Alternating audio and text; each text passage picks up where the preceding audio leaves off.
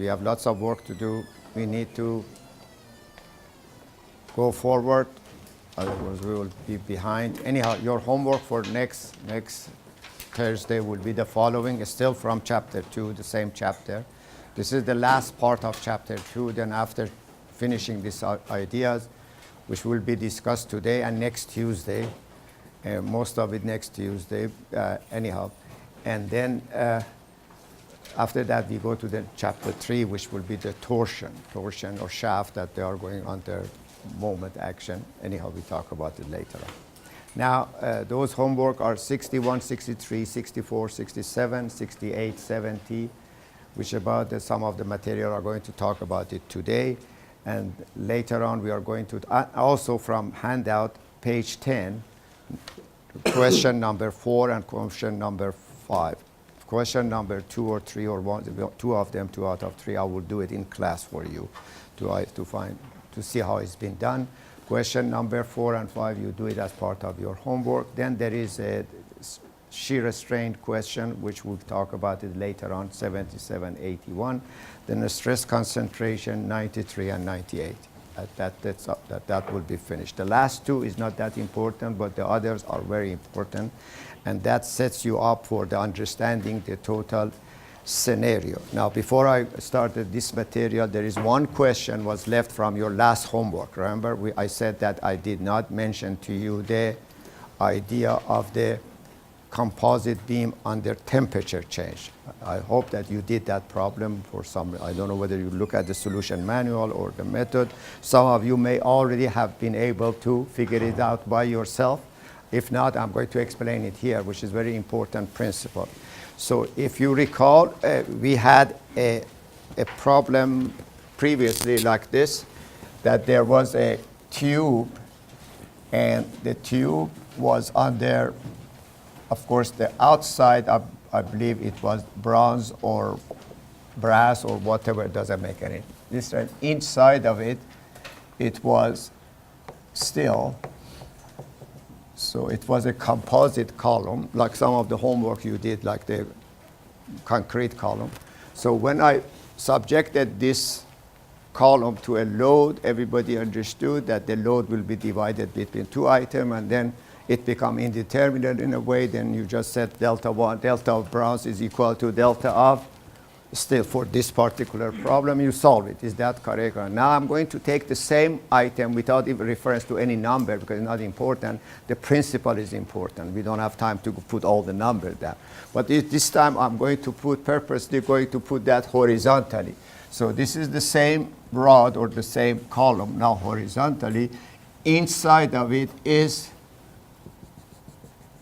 steel, and outside or the cover of it is bronze. Still have the same type of cross section as you see it there. Now, if I put this, if I give you alpha of a bronze given to you, the length will be given to you, the temperature will be given to you. So alpha of the bronze, which is the coefficient of thermal excitation for both steel and both bronze, both of them will be given to you. And I give you delta T. Let's say that we build this in 70-degree temperature, then we raise that to 110-degree Fahrenheit temperature, so we have a delta T of 40 degree. What's going to happen? What's going to happen leads you to the solution. You see, these problems, I hope that you understand by now, has not related to the formula. The formula we had delta equal to PL over EA is such a simple formula, but you see how many times this changed from one example to another example. Here is the same thing. We have one formula, delta equal to alpha, coefficient of thermal expansion, which is the amount of deformation per amount of change per unit length for 1 degree. So we multiply it by delta T, so we can calculate the delta. So this was the formula I gave you to you. Delta due to temperature equal alpha delta T times L by the definition of alpha. Is that correct or not? Alpha was the amount of deformation for 1 unit and 1 degree change. So I multiplied by delta T and multiplied by L. Correct? What's going to happen? Are they going to behave the same way. Is alpha the same? Of course it is not. Yes? That's the whole problem here. Notice L is the same. Delta T is the same. L is the same for still. Delta T is the same because we are changing that delta. But alpha, obviously, is not going to be the same. One is bronze, one is aluminum. That's the characteristic of material. Let's assume alpha of bronze is larger than alpha of steel. What's going to happen? That's my question. Are they going to same amount or not? No, but they are bonded together. See, if these were separate from each other, obviously the one that has a larger alpha is going to go further, yes or no? And not, what happened then? It only goes as far as the least. What? No, it's not going to go as far because the other one. Now, what I'm going to do here, just for fun, I'm going to demonstrate something which is very simple. Okay, I need somebody to come and join me. You, here. This is what's going to happen. Let's say I'm the still let's assume first alpha of bronze is larger than alpha of steel. Is that understood? Yes? That's the fact or not, we'll have to check it in the table. But let's assume that. No, face this way, please. Both of us are at this space. We have 5 seconds to get from here to the wall. Yes? Okay? 5 seconds only. All right, let's move. Go ahead, fast. All right. All right. Wait there. Wait. Right there, right there. What happened here, guys? I'm older person. Assumably, I'm slower than she is. You see how fast she went. So what happened here? I end up here. She end up there. Is that agreed or not? Yes? Come back, lady. Here. This is just for fun. Now, hold on here. Hold my hand. Hold my hand, okay? Now let's run. Go ahead, go. Step. Okay. What happened? What happened? We end up both here, first of all. Yes? But what did I do to her? What she did to me? I was pull her back. So that, please have a seat. Your job is done. Did you see what happened there? Yes? All right. This is the idea. You saw it, what happened. Bring it here, correct? So let's say that if they are together like that. See, when we were together, we are bonded together. Yes, so they are material or bonded together. If they are separate, there is no question. We go our each way. You remember the first time we were at, yes? So therefore, we go here. This is where we are in this is an exaggeration. Let's see, this is long. The formation is very small. Everybody understand that. Let's say at the end of that second time we run, we both end up in the same place. Yes or no? So both of them should end up in the same place. If they are bonded together, that's the delta. Is that correct or not? But this is not the delta temperature or this and that. Remember what happened here. We have to apply now that. Then the solution is this. I'm going to erase this to show you now. These are bonded together. They are going to end here. Correct or not? Now look what happened first. This is together right in here. Together. Now here they are separate. Now I'm going to put here. Here is this steel, and here I'm going to put the series, the core, and here I'm going to put the hollow. This time they are separated from each other. So this is the steel, this is the bronze, separated from each other. This is together. Everybody understand? Now let's apply the temperature to it. So if I'm applying temperature, steel was me. Because I went a little bit. Everybody understand? Because alpha of steel is less than alpha of bronze. Yes, correct or not? But look how fast she went. She went beyond this point. Is that correct or not? Yes?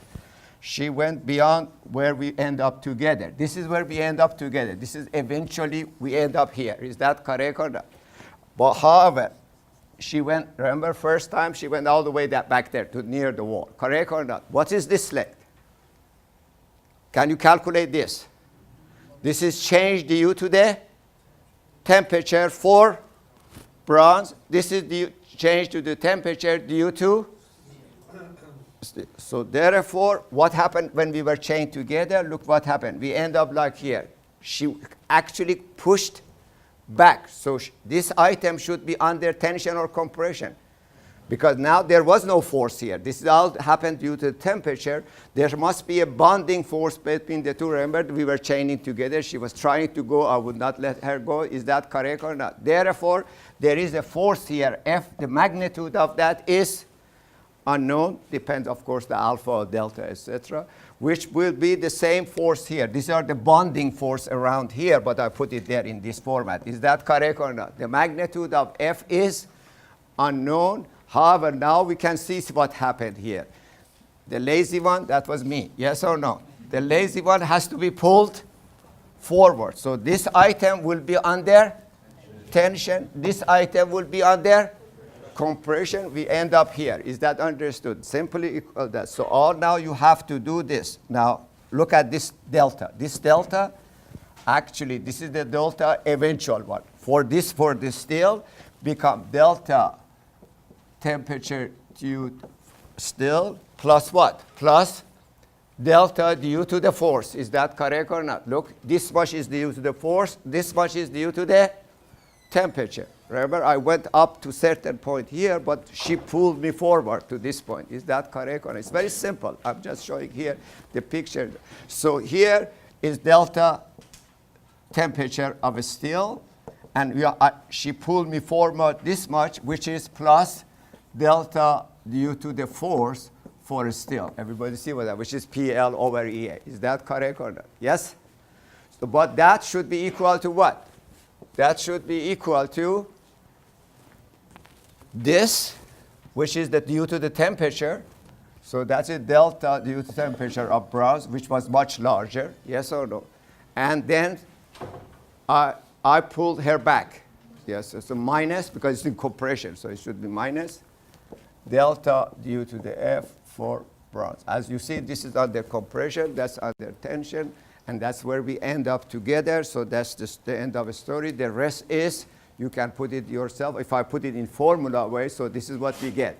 Alpha, I don't need to do that. You can do it, I'm not sure. But let's put it this way. We don't want no misunderstanding. Remember, every data is given except force F. Everybody see what I'm talking about. So you use here alpha of, for the steel, times delta T times L. That's the first item here. Yes or no? Then this is due to the force. This is not due to the temperature, which is the previous lecture. The first lecture was force delta equal to PL over EA. Here we have F plus F, which is unknown. This is the only thing which is unknown there. So maybe I should put it in color. That's anything in black is known. Everything in color is unknown. That should I put it here too. So that's what we are talking about. That's the F. This is the F, which are the bonding forces, and they should be equal and opposite because there is no other force there. So plus F L, F times L, PL over EL, PL over E of steel, area of a steel. Everything will be given to you. Is that correct or not? So will be equal to alpha of the bronze, delta T is given, delta temperature, change in temperature, the length given, then minus, because the bronze was under compression, will be force, again, F. L is the same, you are using the same L. If you want, you can eliminate the L. Everybody sees what I'm talking about, just to make it simpler, but I would rather you use the whole thing. Divided by E of bronze and area of the bronze. Everything will be given. So it's one equation for F. You solve it. After you solve it, you can find the sigma in each material. So one will be in tension, one will be in compression. So I'm giving you a warning. In this set of quizzes or homework, I'm not asking to this question that I'm talking about next. However, in the final, I have asked you this question, and the students should not panic because you already have two cases together. Notice, when you build something like that, remember last week I put this under a load, yes or no? You build something, it's the structure here. Let's say this column is it's concrete column, yes? It's under load already. But when the temperature changes from 70 degree to 100 degree, there will be extra stress. So you have to. So if I combine the two together, you should not panic. You should do it both separately, then add the result. Is that correct? So this is what I'm talking to you. If I give you this problem, and I put this under compression load. This is like a column. We solved that problem before. It was, you gave it to me. Hopefully you understood it. It's two different material. Both are going to go down the same amount under compression, yes or no? So both of them are under compression, sigma. You calculate sigma, you calculate delta. Then the same item moved from here to, or temperature, because they don't move it usually, unless they are movable item. I mean, the structure doesn't usually move there, unless it's a car moves. Is that correct, or airplane? However, let's say that you take it, the temperature changes from 70 degree to 100 degrees, the same item. Now you have to do this, correct? And add this temperature, which one is in tension, one is in, and then add the final result to that. That's the total stress in that issue. So every item actually in real life scenario goes under the loading and under temperature changes. Is that understood? Yes? Okay. That's the end of previous homework, so we are done. Any question before I start that? Okay, everybody understood that idea there?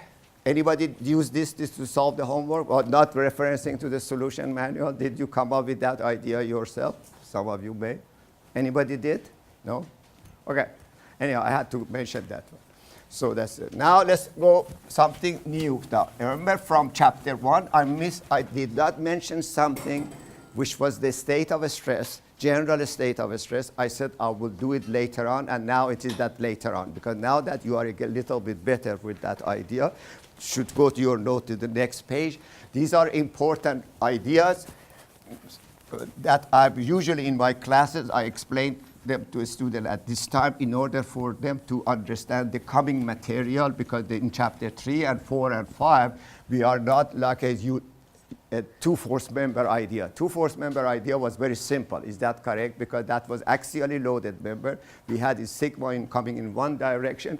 But let's now look at it in general state of stress. The subject is general state of stress. Please write it down. General state of stress. And before I do that, I go back again to what we did the last 2-3 weeks, please. Listen carefully what we did last 2-3 weeks, and we put it in a stress format. Now, here is the rod that I keep showing you, and look at this spot there, which I'm showing a little square there. Now, what happened here is going back to last 2.5 weeks lecture, we had here a force P, correct, and put it under stress. So assumably this is at the centroid of the cross section. So when I cut it here, I have a uniform sigma, and that sigma was equal to force over area, or I can call this internal force N, and N become equal to P. So eventually end up, for this problem, P over A is in this case plus, yes or no? That is stress at this point. Now let's elaborate that on a little bit. Let's cut this into two parts. This is what we call a state of stress. Probably I have mentioned it before, but I want to review that with you one more time to understand here. Now, when we do this sort of thing, of course, the reason I did that, because I want to find the stress at point A. Usually we cannot go in the body. Usually we stay on the outside. Is that understood? Yes? So this is the point, which is the head of the needle. It doesn't have any dimension. I want to find the stress in that. I know this is my stresses. I want to show it somehow, other people see it. So this is what happened there. If that is the point, first of all, when it comes to here, I could go to the left side of the free body diagram, or I can go to the right side. Now, instead of showing a point, this is very important. We are going to show the direction.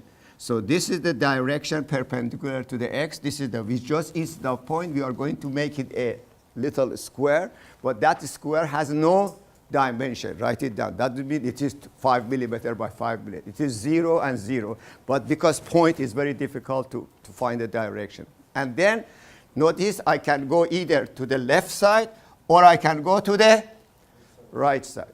However, this is what we have here. So we have, this is the same point A. You will see that a lot in future chapters, especially chapter 7. You see a bunch of this. Every problem starts with this state of stress. Now, a state of stress for axially loaded member is the following. We already know that. You have only one stress, and let's assume now axis here. So this is x, y, and z as usual. So this is obviously is sigma x. So what that we are talking about, this sigma, if this is at the centroid, this sigma is uniformly distributed over entire area, which we had that sigma also there.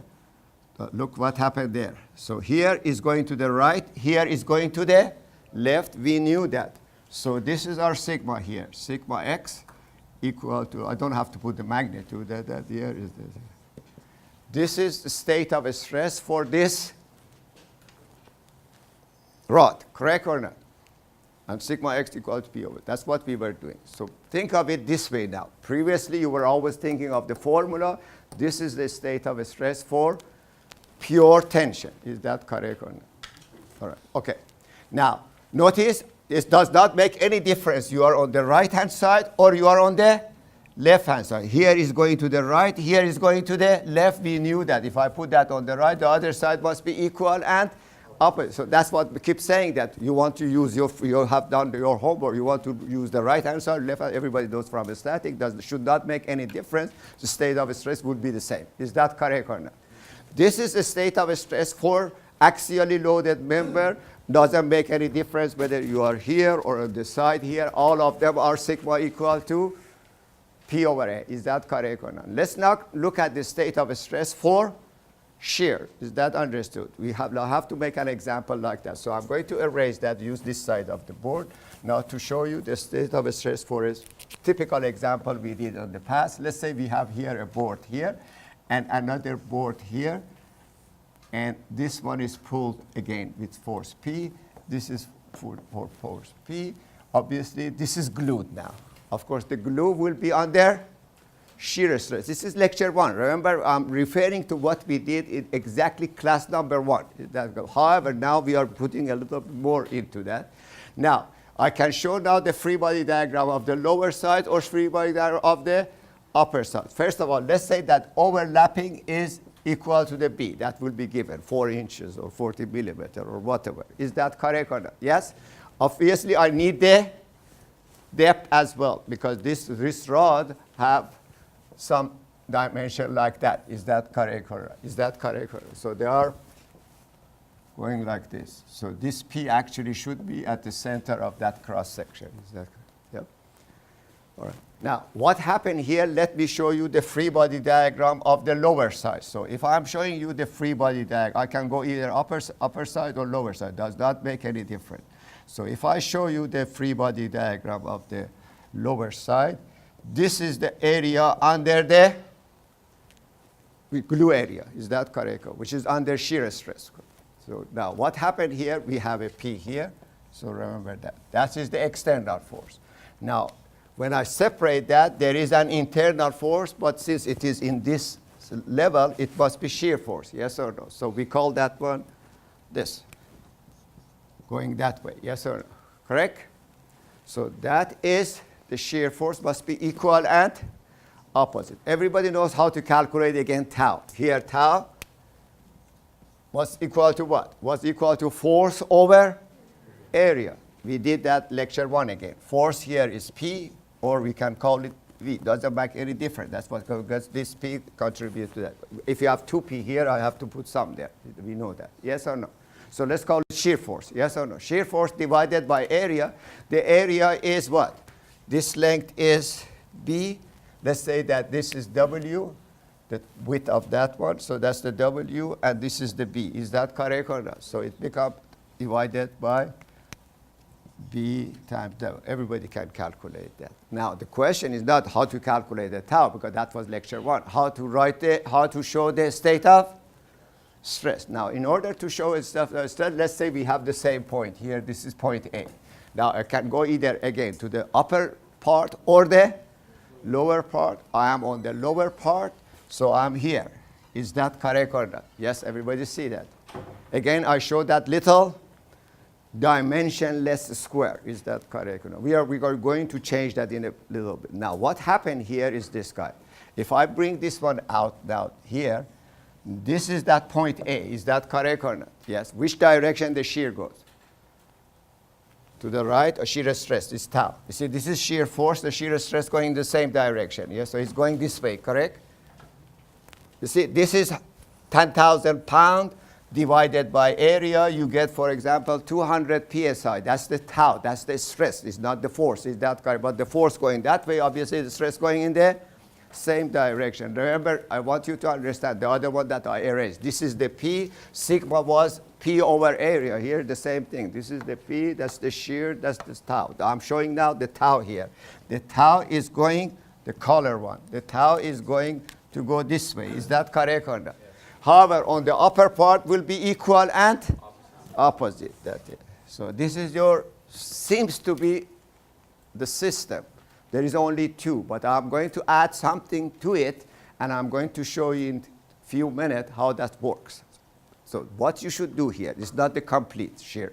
You should complete this by putting two more here. Accept it from me without any proof. I'm going to prove it to you in a minute, so don't worry about it. You have to, but you should put the other two similar to do the same amount, but you should put it toe to toe and head to the, in other words, all I need is this one. Is that correct? That's the one I saw, correct? This was going to the left. This will go to the right. The rest of it, I put one here in such a way that toe to toe or head to head. So I have to put it in this format. You see, head to head, toe to toe, toe to toe. Is that correct or not? This is a complete, not proven yet, except from me, not proven. This will be the state of stress for shear. And all four of them are equal, the way I do it. So if one came out to 10 psi, the other one is 10 psi, 10 psi. This is completely different. Now I have to, remember I said I do not give you sign until later on. Now I have to assign a sign to it.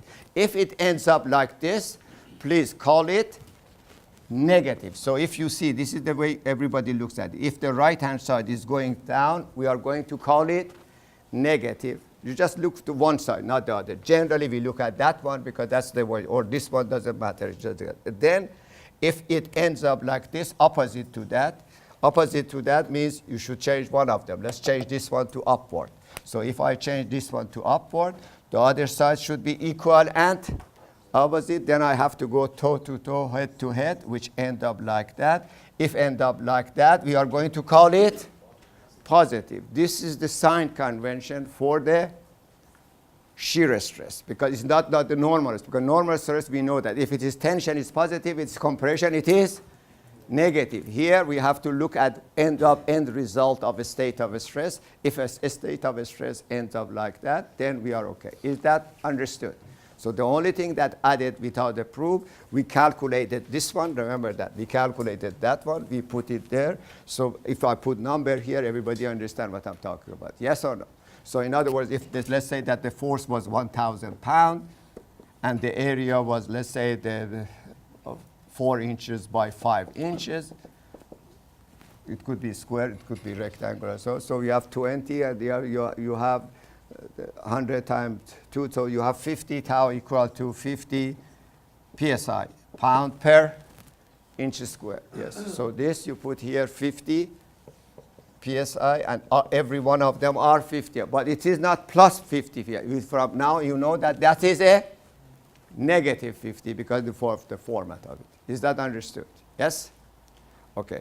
Now, why did I add the other two? This is the general state of stress. This was previously the one I erased. This one, I'll put it back again here.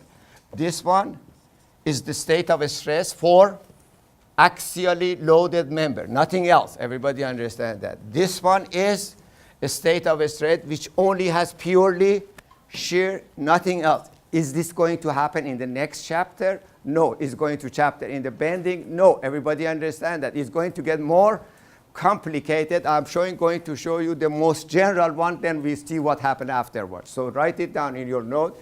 General state of stress. State of stress. Of course, this is a little bit complicated, but at least you need to know the idea how it is. It is in your handout. I just show it. It is in chapter 1 of your book. But as I said, I left it for today after 3 weeks. Is that understood? Or the 4th week that we are in? Now, let's say you have here a body that is a three-dimensional body. This could be a car, it could be a table, it could be a building, it could be anything. That, well, in general, this is how the math goes. Is that correct or not? Yes? This body is under load. So I have a force F1 here. These are vectors, so forces in a space. So then there could be couple or whatever. That doesn't matter. F3, F4. Inside the body somewhere there is a point A inside the body, and I want to find the state of stress at that point. In general, this is all theory. This is nothing, we are not working on that yet, but this is something you know from a static, yes? So obviously, like here, notice I cut it this way. This one I cut it this way. Everybody understand that? So I must cut this somehow in order to expose that point, yes? And then find the equilibrium there. So if I make that, again, let's assume this is our x, y, and z axis. This time I'm going to make this, oh, A should be on that line. So at point A, I make a vertical cut 1, 1, or AA. So if I make a vertical cut there, I'll see this system. I see the body being cut. The rest of it is here. So let's say that F1 is there, and F2 is there. This is what we see. We see the free body diagram of the left-hand side or free body diagram of the right-hand side. This is point A sitting here. So I should make that a little square. Yes or no? That is face, that face that you see is perpendicular to the x. Is that correct? This is exactly what we were doing that. You see, you don't have to understand that. This was your rod, yes or no? When I cut it here, everybody see that? I look at that direction. Is that correct or no? That surface. So what I'm saying that you see that surface, but since this is a 3D body, actually it should be a cubic, not a surface. So that point A end up to be like this, guys.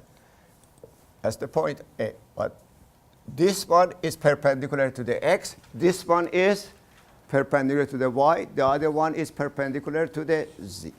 Now, in this problem, right now we don't see that. This is inside the body. We just see outside. Which face do we see? This face. Is that correct or not? Yes? All right? Okay. Now, if there is a force here applied here, that force could be, we talked about it earlier, that force could be broken into three components. The one is perpendicular and the other two, remember? If you have a force here, this is assume this is a cross section. You have a force here. This becomes this force, which is the normal force, and two shear forces. Remember that? Yes?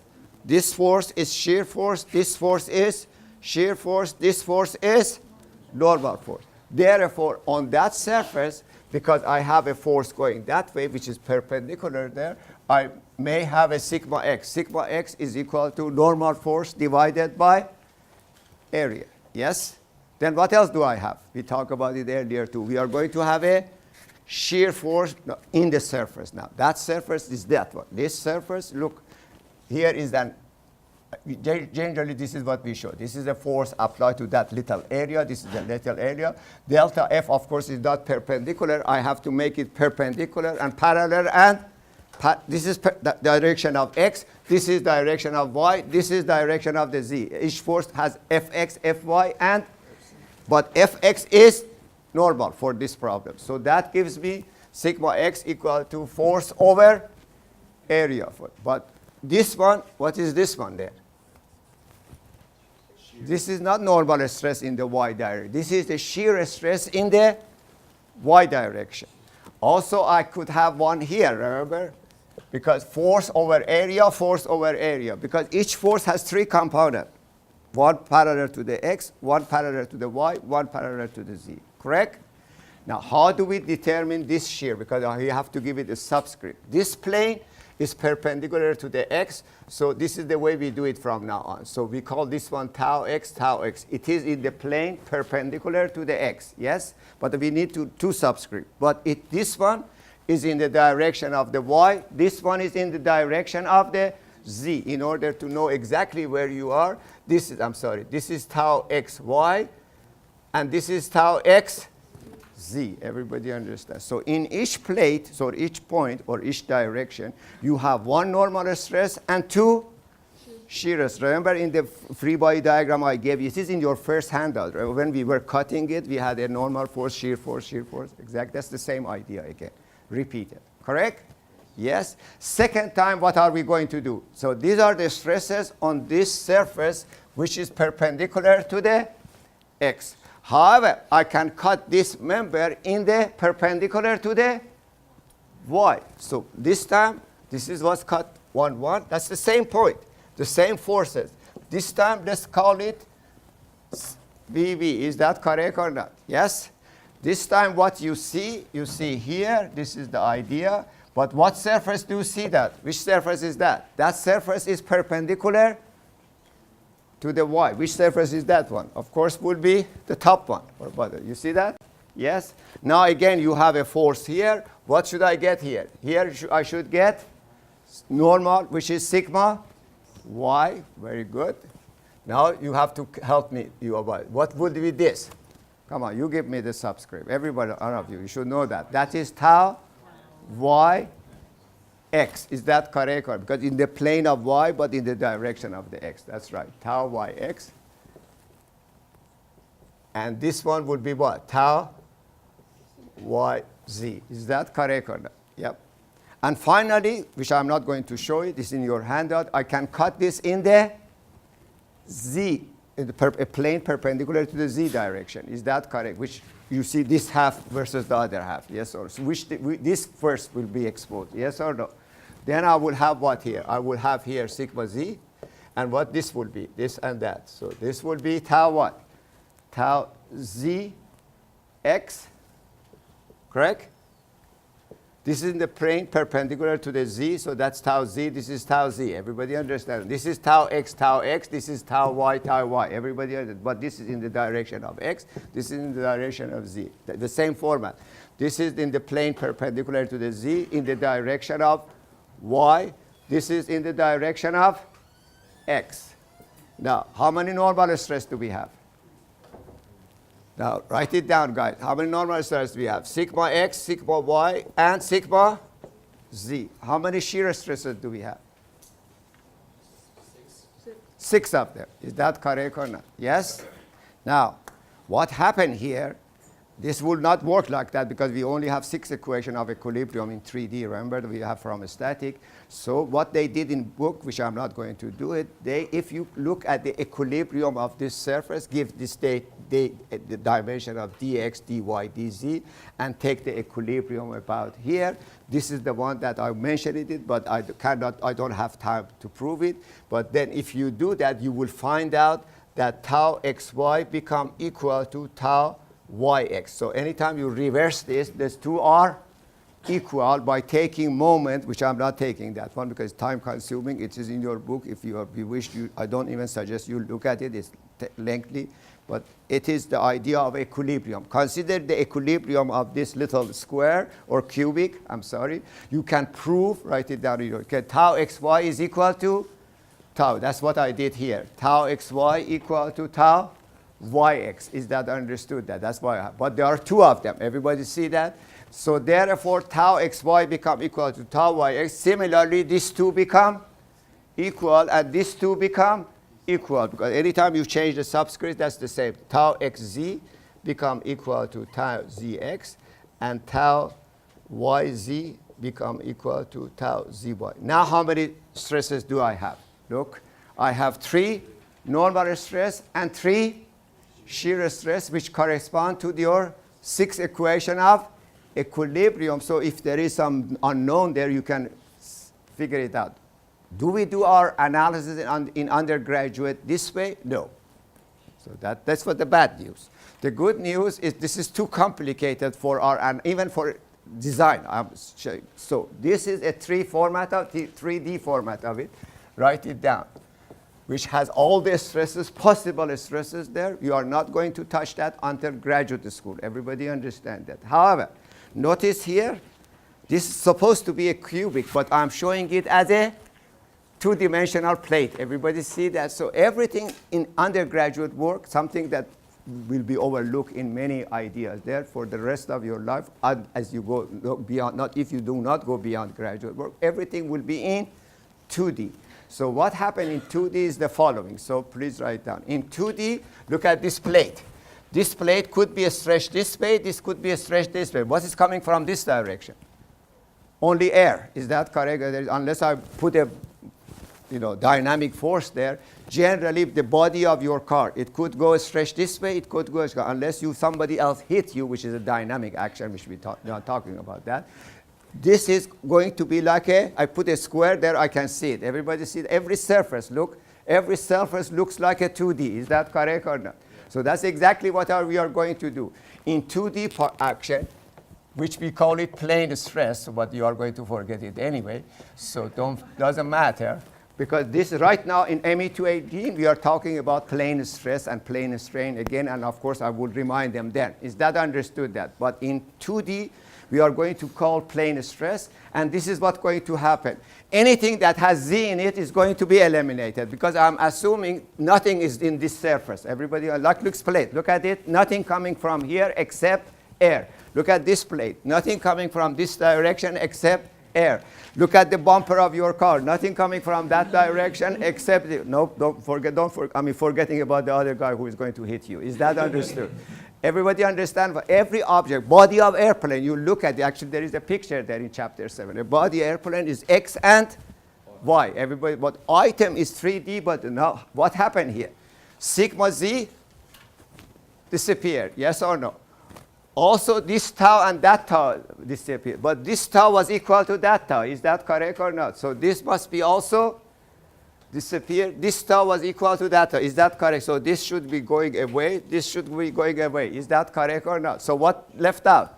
Sigma x and tau xy, and that's, we call it a 2D analysis. So instead of showing cubic, from now on, we are going to show it like a plate. Some of you may have taken this course. Some of you may have gone to chapter 7. You suddenly see this little square. You have no clue where is that coming here. So the whole idea of chapter 7 goes out of the window. Is that understood what I'm talking about? Yes? Now look what the stator stress looks like if I do not put anything in the Z direction. So what we may or may not have? Sigma x. Everybody see that?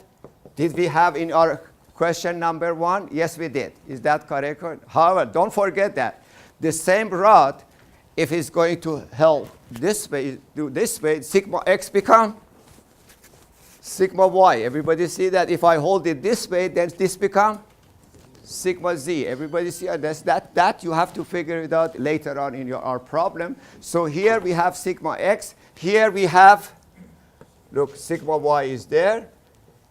And what do we have here? We have here a tau xy, which must be equal to tau yx. And then the other two, of course, become equal and opposite. How many unknown do we have here? 3. 1, 2, and 3. 2 normal stress, 1 shear stress. This is typical of the 2D analysis. Everybody, object is 3D still, but we are doing 2D because we are looking only at this surface. Is that correct?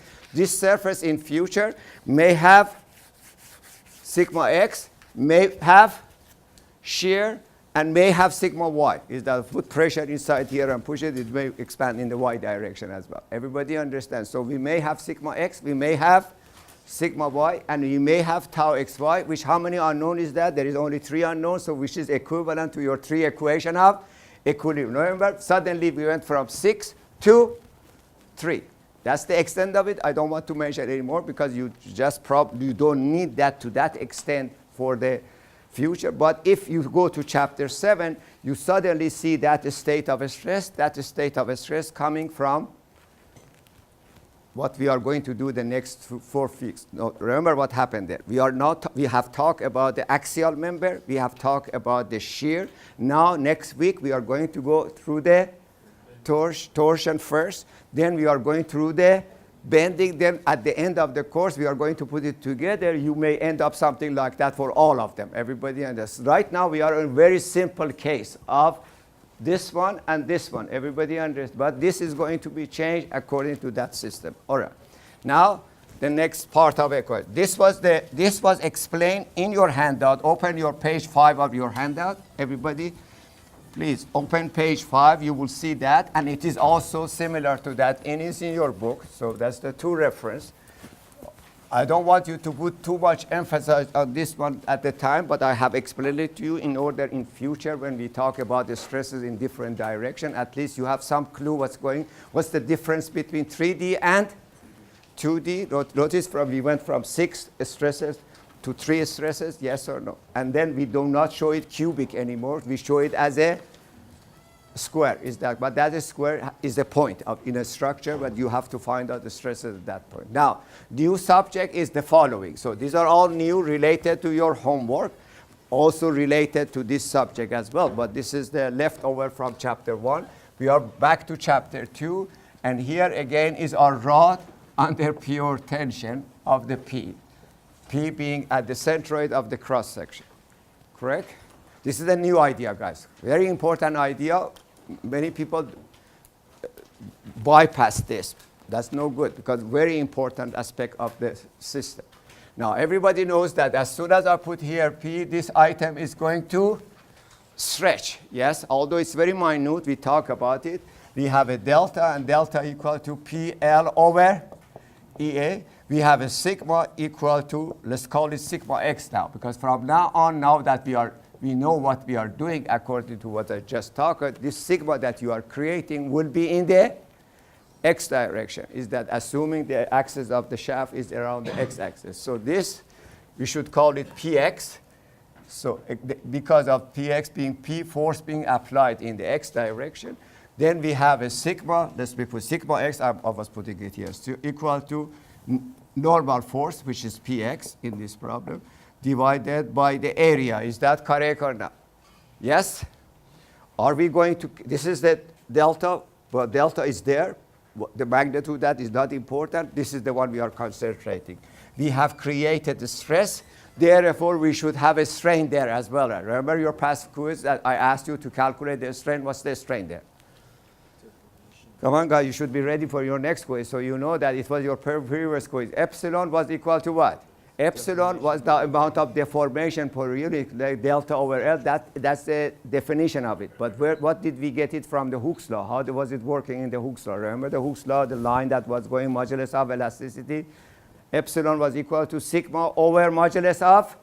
Yeah, that's very important. We need that, not the other one. So therefore, epsilon x. So as the result of a stress, you have a strain in the x direction equal to, I just gave it to you, sigma x over modulus of elasticity. That was the result of a Hooke's law. The angle was modulus elasticity, etc., etc. Is that correct or not?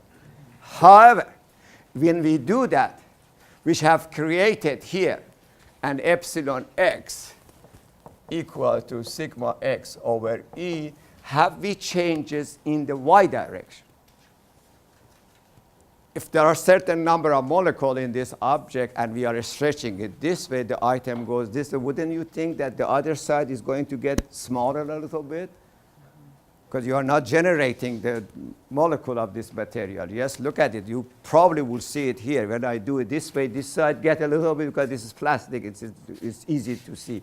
All this column, when you push it this way, if you push it this way, the other side get a little bit larger. This phenomenon, which there is a change in the y direction, there is a change in the z direction. In other words, I'm showing you the cross section. If the cross section, this is the cross section of this rod. Is the cross section of this rod is a square, for example? Yes or no? When you are extending it that way, this side should be get a little bit minute. Okay. It's going to get a little bit. You don't think that the area going to be like that? What is for this plastic? It's so obvious. If it was still, you wouldn't see it. Is that correct or not? So this phenomenon is related something new parameter now. Related the parameter, we call it nu. This is Greek word, nu. So you write it like the V, a little bit curved. Is that correct or not? Which is called Poisson ratio. Poisson, this is a new idea again. Every week, every class, that's why I asked you at the beginning. You really can, in ME 218, you cannot afford to miss any class. So I have a student coming very late for the quiz only, so be it. So fine. Probably if you get it somewhere. If you know the material, fine. I have no argument with that. But can you afford for the first timer to go? If you can do it by yourself, I have no argument there. However, this material is difficult to understand by yourself. We call it Poissons Ratio. This is the name of philosopher, French philosopher who discovered this first, which by definition has a minus in front of it, is minus lateral strain over axial strain. That means when you cause an axial strain, there are a percentage of it is going to go on the other side, which is not 100%. Everybody understands. It should be much less. Because usually Poisson ratio is that in the order of 0.2 or 0.3, which means 20% or 30%. So what we did here, look at this example. Just listen to that. This is the definition, right? This, put it in the box. For this problem, you have to decide which one is lateral, which one is axial. Which one is axial? Where is our load? Load is on the axis of the shaft, yes or no? That's why we call it axial. Sigma is axial. Epsilon x is axial. I want to calculate the lateral change. Lateral change is in the y direction or in the z direction, both of them. But if I want to calculate, this is now the formula comes here. I'm going to put the formula here. I hope everybody see that. Epsilon x, again here, because I need a table here. You need room here. So equal to sigma x over E. Then I have epsilon y and epsilon z. Because there is a change in the y direction, there is a change in the z. But according to the formula, look what happened here. Nu is equal to minus lateral. What's the lateral? This is lateral. This is axial. Yes, so lateral could be epsilon y divided by epsilon x, because x is our axial member. Is that correct? This member actually is located in the x direction. So this is epsilon x. Everybody understand that. This is epsilon y. This is epsilon z. So that's what we know. Now look what happened to the epsilon y. Epsilon y become equal to what? Epsilon y equal to minus nu times epsilon x. In other words, if you are creating here, and this is the number example, just people understand with number better. Let's say that epsilon x is 1,000 micro, which is talk about it. Micro is 10 to the power of minus 6. Is that correct or not?